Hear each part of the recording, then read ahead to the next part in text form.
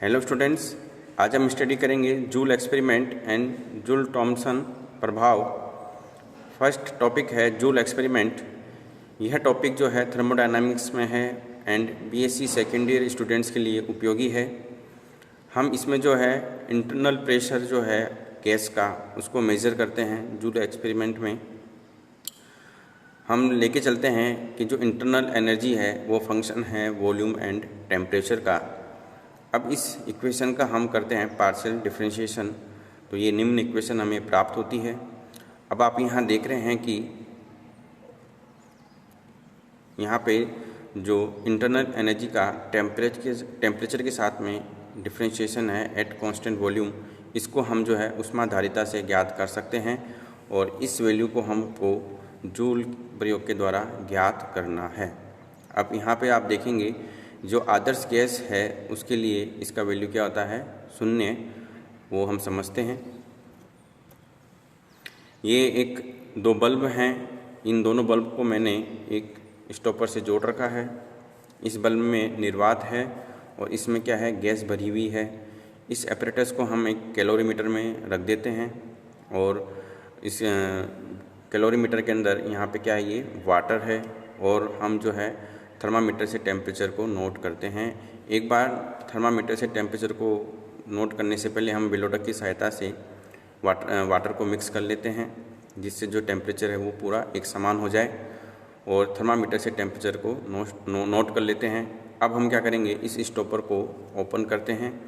जो गैस है वो ए से बी में, ए बल्ब से बी बल्ब में जाती है। ध्यान रखिए बी में क्या है, निर्वात। और फिर जो है इस जल का टेम्परेचर जब पूरा प्रसार हो जाता है तो जल का टेम्परेचर नोट करते हैं, तो हम देखेंगे कि टेम्परेचर में कोई परिवर्तन नहीं आता। तो यहाँ पे जी ये जो एक्सपेरिमेंट है जूल का, ये एक आदर्श गैस के लिए किया गया एक्सपेरिमेंट है।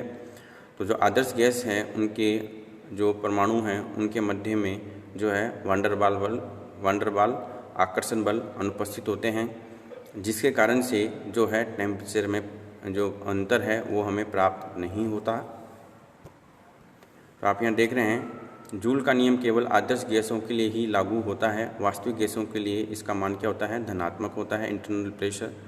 और जो है इंटरनल एनर्जी का वॉल्यूम के साथ जो है पार्शियल डिफरेंशिएशन है एट कांस्टेंट टेम्परेचर, उसको हम इंटरनल प्रेशर कहते हैं। और आदर्श गैस का जो आंशिक दाब है वो क्या होता है, 0 होता है, क्योंकि टेम्परेचर में कोई अंतर नहीं आया। अब हम कैसे निकालेंगे, तो क्योंकि ये इसमें ऊष्मा का ना अवशोषण हुआ है ना उत्सर्जन हुआ है, क्योंकि टेम्परेचर में कोई परिवर्तन नहीं है, तो Q बराबर W।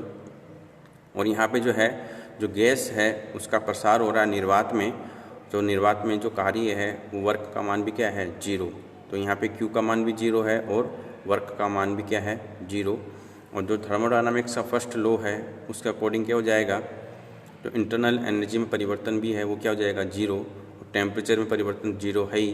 तो हम जो है समीकरण 1 से, यहाँ पे आप देख रहे हैं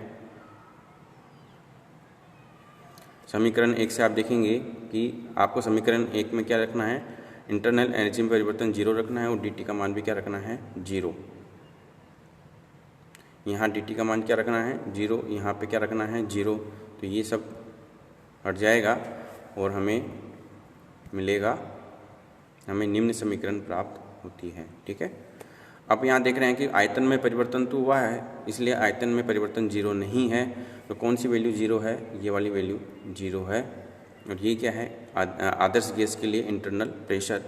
तो ये जो है हम जूल एक्सपेरिमेंट के द्वारा ज्ञात करते हैं। उसके बाद में है जूल थॉमसन। इसमें जूल थॉमसन प्रभाव में आपको क्या करना है, एडियाबैटिक एपरेटस लेना है। उसमें हम किसी गैस को उच्च दाब से निम्न दाब क्षेत्र की ओर पोरस डॉट है उसमें से प्रवाहित करते हैं, तो उसके ताप में कमी आती है। इसे हम जूल थॉमसन प्रभाव कहते हैं। ठीक है। और यहाँ पे जो है आदर्श गैस है उसके लिए जो जूल थॉमसन गुणांक है उसका मान क्या होता है, 0 होता है। और जो रियल गैस हैं उनमें क्या होगा, टेम्परेचर में क्या आती है, कमी आती है। लेकिन इसके कुछ अपवाद भी हैं, वो हैं हाइड्रोजन एंड अक्रिय गैसें। एक होता है इन्वर्जन टेम्परेचर, जो प्रत्येक गैस है एक निश्चित ताप से निम्न ताप पर ही प्रसारित करने पर शीतलता प्रभाव प्रदर्शित करती है। तो ये जो टेम्परेचर है वो क्या कहलाता है, इन्वर्जन टेम्परेचर। इसको हम कैलकुलेट करेंगे और अगर इन्वर्जन टेम्परेचर से ज़्यादा टेम्परेचर अगर हम लेते हैं तो हमें प्रसारित करने पर गैस क्या होगी, गर्म होती है। ठीक है, आप यहाँ देख रहे हैं ये जूल थॉमसन प्रयोग के लिए एपरेटस प्रयोग में लिया गया है और जो इन्वर्जन टेम्परेचर है उससे कम ताप पर ही हम क्या कर सकते हैं, रियल गैस को ठंडा कर सकते हैं। तो ये जो है द्रवीकरण और गैसों का जो द्रवीकरण है डेट मीन्स गैस को लिक्विड फॉर्म में बदलना। तो इन्वर्जन टेम्परेचर से कम टेम्परेचर पे ही हम जो है गैसों का द्रवीकरण कर सकते हैं। अब समझते हैं जूल थॉमसन एक्सपेरिमेंट को। तो आप यहाँ देख रहे हैं एक नली है, उसमें एक पोरस डॉट लगा हुआ है और यहाँ पे इस नली के अंदर कांच की जो नली है एडियाबेटिक नली है, ये ना इसमें उष्मा बाहर जा सकती ना निकल सकती है। इसमें दो पिस्टन लगे हुए हैं एक्स एंड वाई, ये एक्स एंड वाई पिस्टन है, ये पोरस डॉट है और इस चैम्बर में गैस भरी हुई है, इसमें कोई गैस नहीं है। ठीक है, जब हम इस पोरस डॉट को, जब हम पिस्टन जो है एक्स को कंप्रेस करते हैं तो जो गैस का जो प्रसार है उच्च दाब से निम्न दाब की ओर होता है इस पोरस डॉट के माध्यम से। तो इसमें जो गैस के द्वारा किया गया कार्य है वो है, और यहाँ पे जो है क्योंकि ये एडियाबेटिक प्रोसेस है तो क्यू का मान क्या है, 0। और थर्मोडायनामिक्स का फर्स्ट लॉ ये मैंने लिख रखा है। यहाँ पे जो है गैस के द्वारा किया गया कार्य उसका मान मैंने लिख दिया है। तो यहाँ पे आप देख रहे हैं कि ये जो परिवर्तन है ये कैसा है, आइसोएंथैल्पिक। डेट मीन्स एंथैल्पी में परिवर्तन क्या है, 0। तो यहाँ किसी गैस का रुद्धों से प्रसार होने पर निकाय की एंथैल्पी क्या रहती है, अपरिवर्तित रहती है। अब देखिए जूल थॉमसन गुणांक हम कैलकुलेट करते हैं। तो आप यहाँ देखेंगे जो एंथैल्पी है वो क्या है, फंक्शन है टेम्परेचर एंड प्रेशर का।